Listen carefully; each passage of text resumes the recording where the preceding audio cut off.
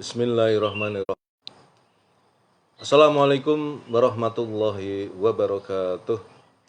Alhamdulillah, alhamdulillahirabbil alamin wassalatu wassalamu asrofil anbiya wal mursalin sayyidina Muhammadin wa ala alihi washabihi ajmain.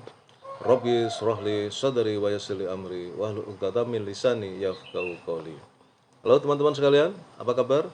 Alhamdulillah kita berjumpa lagi dalam keadaan sehat walafiat. Dan oleh karena itu jangan pernah lupa untuk bersyukur kepada Allah Subhanahu wa taala yang telah memberikan karunia yang begitu banyak kepada kita dan mustahil kita bisa menghitungnya. Di antaranya adalah karunia kesehatan, karunia kesempatan, karunia umur panjang yang barokah, dan tentu karunia yang paling agung adalah karunia iman dan Islam. Karena dengan keduanya itulah kita akan selamat fid dunya wal akhirah. Dan selanjutnya mari kita bersolawat kepada baginda Rasulullah Muhammad sallallahu alaihi wasallam. Allahumma sholli ala sayyidina Muhammad wa ala ali sayyidina Muhammad. Nah, teman-teman sekalian, saya akan melanjutkan lagi membacakan buku Sirah Nabawiyah, buku tentang kisah perjalanan baginda Rasulullah Muhammad sallallahu alaihi wasallam, dan kemarin kita sudah sampai pada topik tentang beragam cara menghadang dakwah Rasulullah. Dan hari ini saya akan lanjutkan dengan beragam penindasan.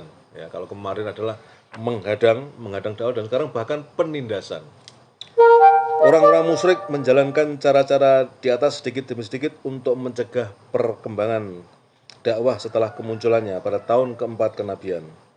Mereka baru sebatas melakukan cara-cara tersebut selama minggu-minggu dan bulan-bulan pertama, tidak bergeser ke cara penindasan dan penyiksaan. Akan tetapi, ketika mereka melihat bahwa cara-cara tersebut tidak berhasil untuk menghentikan dakwah Islamiyah, mereka berkumpul sekali lagi. Bahkan mereka membentuk sebuah lajnah, ya, khusus beranggotakan 25 orang dari kalangan pimpinan Quraisy. Jadi ini dewan elitnya lah gitu. Yang diketuai oleh Abu Lahab, paman Rasulullah sendiri, ya, Abu Lahab. Setelah bermusyawarah dan beradu argumentasi, mereka membuat suatu ketetapan yang bulat untuk melawan Rasulullah SAW dan para sahabatnya. Mereka berketetapan untuk tidak mengendorkan upaya dalam memerangi Islam, mengganggu beliau, menyiksa orang-orang yang masuk Islam, dan menghadang mereka dengan berbagai macam siasat dan cara. Mereka mengambil keputusan ini dan antusias menjalankannya. Tidak terlalu sulit menghadapi orang-orang muslim, apalagi mereka yang termasuk orang-orang lemah. Namun bagaimana menghadapi Rasulullah SAW, seseorang yang cerdas, berwibawa, dan memiliki kepribadian yang kuat? Jiwa musuh pun bisa tunduk di hadapan beliau, terlebih lagi rekan-rekan beliau. Siapapun yang berhadapan dengan beliau akan menaruh hormat dan memuliakannya. Tidak ada seorang pun yang berani mengejek dan mengolok-olok beliau kecuali orang yang hina dan bodoh. Apalagi saat itu beliau berada dalam perlindungan Abu Thalib, seorang yang sangat diperhitungkan di Mekah. Dilihat dari keturunannya, dia adalah sosok terhormat, dan di tengah manusia pun dia juga terhormat. Tidak seorang pun berani melanggar perlindungan yang diberikannya. Keadaan seperti ini benar-benar menggelisahkan hati orang-orang Quraisy, membuat mereka sekali waktu berdiri dan sekali waktu duduk. Tetapi sampai berapa lama dapat bersabar di hadapan dakwah yang bisa mengancam kepemimpinan mereka dalam agama jahiliyah dan keduniawian? Oleh karena itu mereka mulai melancarkan serangan terhadap Nabi SAW yang dikomandani oleh Abu Lahab. Sikap Abu Lahab ini sudah ditunjukkan terhadap beliau sejak hari pertama sebelum orang-orang Quraisy lainnya bertindak. Sebelumnya kita sudah menyinggung apa yang diperbuat oleh Abu Lahab ketika pertemuan di Bani Hashim dan di atas Bukit Sofa. Sejumlah riwayat menyebutkan bahwa ketika di atas Bukit Sofa itu, dia memungut sebuah batu dan melemparkannya kepada Nabi SAW.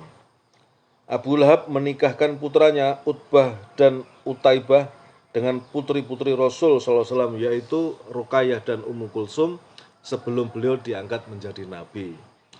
Setelah beliau diangkat sebagai nabi, dia memerintahkan kepada kedua putranya yang disertai dengan ancaman dan kekerasan untuk menceraikan mereka. Sewaktu Abdullah putra kedua Rasulullah SAW wafat, Abu Lahab sangat gembira. Seketika itu dia menemui rekan-rekannya dan menyampaikan kabar gembira bahwa Muhammad telah terputus dari rahmat Allah. Kita sudah menyinggung sebelumnya bahwa Abu Lahab selalu menguntit di belakang beliau pada waktu musim haji, juga di pasar-pasar untuk mendustakan beliau. Bahkan dia pernah melempar Nabi SAW dengan batu hingga kedua tumit beliau berdarah, sebagaimana diriwayatkan oleh Tariq bin Abdullah al-Muharibi. Istri Abu Lahab, Ummu Jamil binti Harb bin Umayyah, saudara perempuan Abu Sofyan, tidak kalah dibanding suaminya dalam permusuhan terhadap Nabi Sallallahu Alaihi Wasallam. Pada suatu malam, dia pernah menebarkan duri di sepanjang jalan yang dilalui Nabi Sallallahu Alaihi Wasallam. Juga di depan pintu rumah beliau. Dia adalah seorang perempuan yang lancang mulutnya, selalu mengarang berita dusta dari berbagai isu, menyulut api fitnah, serta mengobarkan perang membabi buta terhadap Rasulullah SAW. Oleh sebab itu, Al-Quran menjulukinya sebagai perempuan pembawa kayu bakar. Hammalatul Hathab. Ketika dia mendengar ayat Al-Quran yang turun mengenai dirinya dan suaminya, dia langsung mendatangi Rasulullah SAW yang sedang duduk-duduk bersama Abu Bakar As-Siddiq di dekat Ka'bah. Dia membawa segenggam batu. Ketika dia sudah berada di hadapan keduanya, Allah membutakan pandangannya dari beliau sehingga hanya dapat melihat Abu Bakar. Lantas dia berkata, "Wahai Abu Bakar, di mana sahabatmu itu? Kudengar dia mengejekku. Demi Allah, seandainya aku melihatnya, tentu aku akan menampar mulutnya dengan batu ini. Demi Allah, aku adalah seorang penyair perempuan." Kemudian dia melantunkan syair. Si tercela yang kami tentang, urusannya yang kami tidak sudi, agamanya yang kami benci. Kemudian dia berlalu. Setelah keberikannya, Abu Bakar berkata, "Wahai Rasulullah, tidakkah engkau lihat dia dapat melihatmu?" Beliau menjawab, "Dia tidak dapat melihatku. Sungguh, Allah telah menutupi pandangannya dariku." Abu Bakar Al-Bazzar meriwayatkan kisah di atas yang di dalamnya disebutkan bahwa ketika dia berdiri di hadapan Abu Bakar, dia berkata, "Wahai Abu Bakar, sahabatmu itu telah menghina kami. Tidak, demi Rob, bangunan ini, Ka'bah. Dia tidak pernah berbicara dengan merangkai syair dan tidak pula berucap dengannya," kata Abu Bakar. "Sungguh, engkau selalu membenarkan Muhammad," kata istri Abu Lahab. Abu Lahab senantiasa melakukan semua itu padahal dia adalah paman Nabi SAW sekaligus tetangga beliau. Begitu pula tetangga-tetangga yang lain selalu menganiaya beliau selagi beliau sedang berada di rumah. Menurut Ibnu Ishaq, orang-orang yang biasa menyakiti Rasulullah SAW ketika sedang berada dalam rumah yaitu Abu Lahab, Al-Hakam bin Abdul As bin Umayyah, Uqbah bin Abu Mu'id, Adi bin Hamro As-Sakafi, Ibnu Asda Al-Huzaili, yang semuanya merupakan tetangga beliau. Tidak seorang pun di antara mereka yang masuk Islam kecuali Al-Hakam bin Abdul As. Di antara mereka ada yang melemparkan isi perut kambing saat beliau sedang melakukan sholat. Yang lain pernah meletakkannya di atas periuk beliau ketika sedang dipanaskan. Sampai-sampai Rasulullah SAW terpaksa memasang bebatuan supaya beliau terlindung dari mereka ketika sedang sholat. Apabila mereka melemparkan bangkai tersebut kepada Rasulullah, beliau membawanya keluar dan meletakkannya di atas ranting, kemudian berdiri di depan pintu rumahnya lalu berseru, "Wahai Abdul Manaf, tetangga-tetangga macam apa yang begini kelakuannya?" Kemudian barang tersebut beliau lemparkan ke jalan. Uqbah bin Abu Mu'id malah melakukan hal yang lebih buruk dan lebih busuk.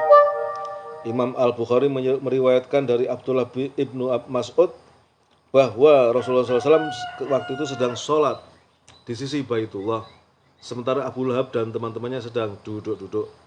Sebagian mereka berkata kepada sebagian yang lain, "Siapa di antara kalian yang punya keberanian membawa kotoran unta Bani Fulan lalu menumpahkannya ke punggung Muhammad saat dia sedang sujud?"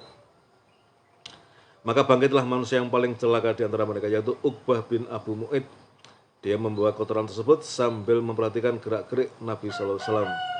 Ketika beliau sujud, dia menumpahkan kotoran tersebut ke punggungnya antara kedua bahunya. Aku hanya dapat memenangi hal itu tanpa dapat berbuat apa-apa. Andai saja mempunyai kekuatan, lalu mereka tertawa terbahak sambil memiringkan badan satu sama lain dengan penuh kesombongan dan keangkuhan, sementara Rasulullah masih sujud. Beliau tidak mengangkat kepalanya hingga datang Fatimah yang lalu mengangkat kotoran tersebut dari punggung beliau. Setelah itu barulah beliau mengangkat kepalanya, kemudian beliau bersabda, "Ya Allah, berikanlah balasan kepada kaum Quraisy tersebut." Beliau mengucapkannya 3 kali. Doa ini membuat hati mereka tersentak karena beliau mendoakan kecelakaan bagi mereka. Dia, Ibnu Mas'ud, bertutur lagi. Mereka beranggapan bahwa doa yang dipanjatkan di tempat ini pasti dikabulkan.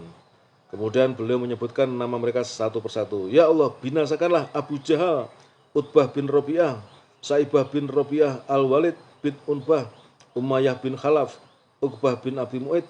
Ketika menyebutkan nama yang ketujuh, Ibnu Mas'ud tidak mengingatnya. Selanjutnya Ibnu Mas'ud berkata, "Demi zat yang jiwaku dalam genggamannya, sungguh aku telah melihat sendiri orang-orang yang disebutkan Rasulullah itu dicampakkan setelah tewas mengenaskan ke dalam sumur Badar." Lain lagi Umayyah bin Khalaf, dia melihat Rasulullah SAW, dia langsung mengumpat dan mencalanya. Karena itu turunlah ayat, "Wailul likulli humazatil lumazah." Kecelakaan bagi setiap pengumpat lagi tercela. Surat Al-Humazah ayat 1. Baik teman-teman, untuk hari ini sampai di situ. Ya, besok kita lanjutkan. Ini masih dalam topik tentang berbagai upaya untuk menghadang, ya, bahkan bukan lagi menghadang tapi penindasan terhadap dakwah Rasulullah SAW. Besok akan kita lanjutkan, ya, sampai cukup panjang ini, cukup panjang topik tentang penghadangan dan penindasan terhadap dakwah Rasulullah SAW. Demikian teman-teman yang bisa saya sampaikan, mudah-mudahan bermanfaat. Sekali lagi, dengan cara saya membaca buku Sirah Nabawiyah ini, teman-teman bisa ikut mendengarkan dan mudah-mudahan dengan demikian makin mengerti, memahami Rasulullah SAW sebagai panutan kita dan tentunya kemudian kita makin mencintai beliau. Terima kasih atas segala perhatiannya. Mohon maaf atas segala kesalahan. Assalamualaikum warahmatullahi wabarakatuh.